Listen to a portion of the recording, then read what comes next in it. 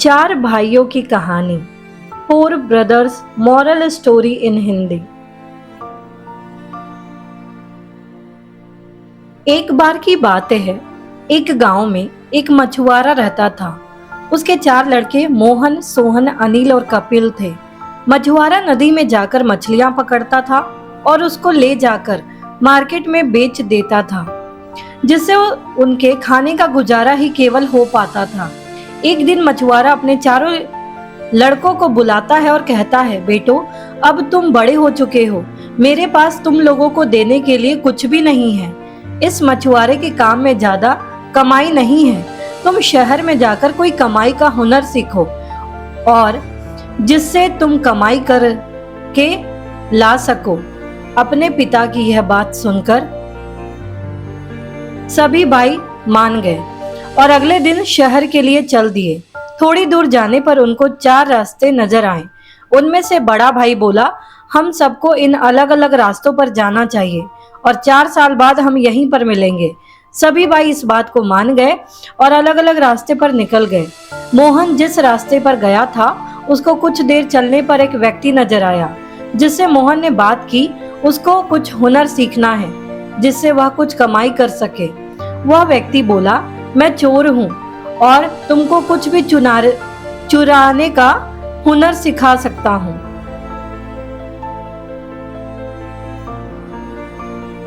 पहले मोहन डर गया, लेकिन बाद में उसने सोचा हुनर सीखने में बुराई कैसी है, तो वह उस व्यक्ति की बात मान गया और उससे चुराने का हुनर सीख गया।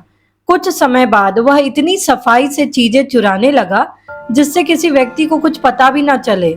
दूसरा भाई सोहन जिस रास्ते पर गया था, उस पर चलने पर वह एक नदी के पास पहुंचा, जहां पर एक व्यक्ति टेलीस्कोप की मदद से आकाश के तारों और ग्रहों को देख रहा था। सोहन ने उस व्यक्ति से हुनर सीखने की बात बताई। वह व्यक्ति सोहन को टेलीस्कोप से तारे ग्रह को देखने का हुनर सिखाने लगा। उसके पास यह हुनर सीखते सीखते कुछ समय बाद सोहन बहुत अच्छे से यह हुनर सीख चुका था। जाते समय वह व्यक्ति को ऐसा टेलीस्कोप देता है जिससे धरती और आसमान की दूर की चीजें साफ देखी जा सकती थी। तीसरे भाई अनिल को रास्ते पर आगे जाने पर एक शिकारी नजर आया। अनिल के कहने पर वह उसको यह हुनर सिखाने को तैयार हो गया। काफी मेहनत के बाद वह धनुष तीर की मदद से किसी भी निशाने को भेदने में कारगर हो गया। जाते समय शिकारी ने अनिल को तीर और धनुष दिए।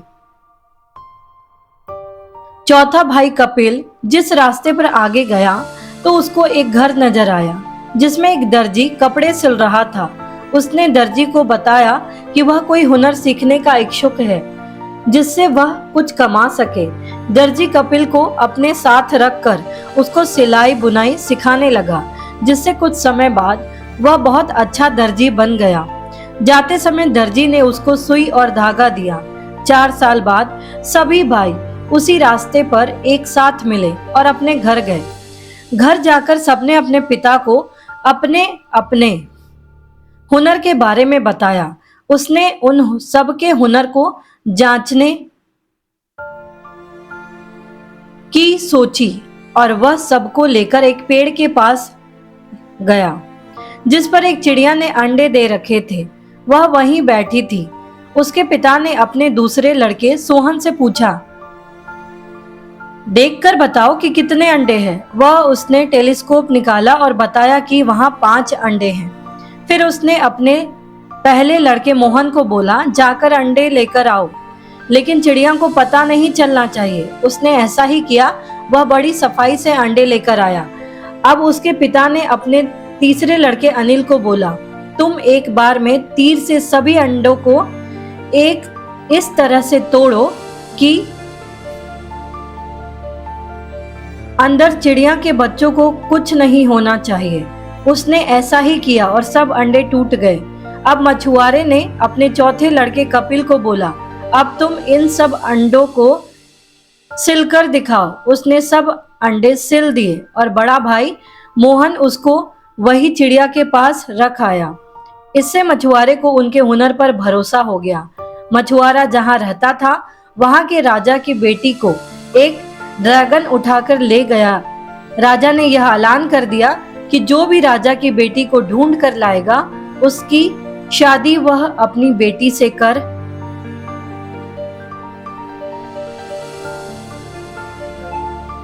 देगा। मछुआरे ने यह बात अपने बेटों को बताई कि यही समय है जब तुम अपनी काबिलियत को दिखा सकते हो। अपने पिता की बात मानकर सब भाई राजकुमारी को ढूंढने निकल पड़े। दूसरे भाई ने अपने टेलीस्कोप से देखा तो उनको पता लगा कि ड्रैगन राजकुमारी को अपने साथ एक टापू पर लेकर गया है। उसने राजा से टापू तक जाने के लिए एक नाव की मांग की। राजा ने उनको नाव देकर विदा कर दिया। वहां पहुंचकर पहले भाई मोहन ने बड़ी सफाई से राजकुमारी को लेकर नाव पर आ गया जब ड्रैगन सो रहा था। लेकिन जैसे ही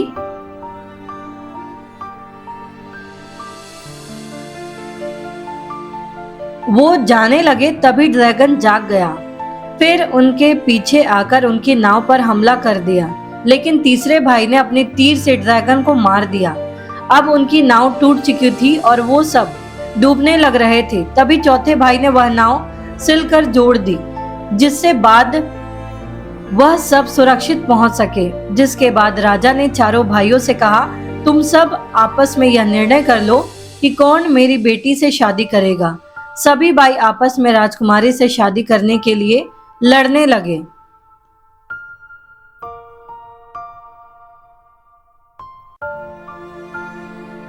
और सभी राजकुमारी को बचाने के लिए अपने काम को गिनवाने लगे। राजा ने सोचा, ऐसे में किसी एक के साथ शादी करने पर मेरी बेटी खुश नहीं रहेगी। इसलिए राजा ने उन चारों भाइयों को अपना आधा राज्य देने का निर्णय किया। आधा राज्य पाकर चारों भाई खुशी खुशी अपने पिता के साथ रहने लगे। अब वो अमीर हो गए थे।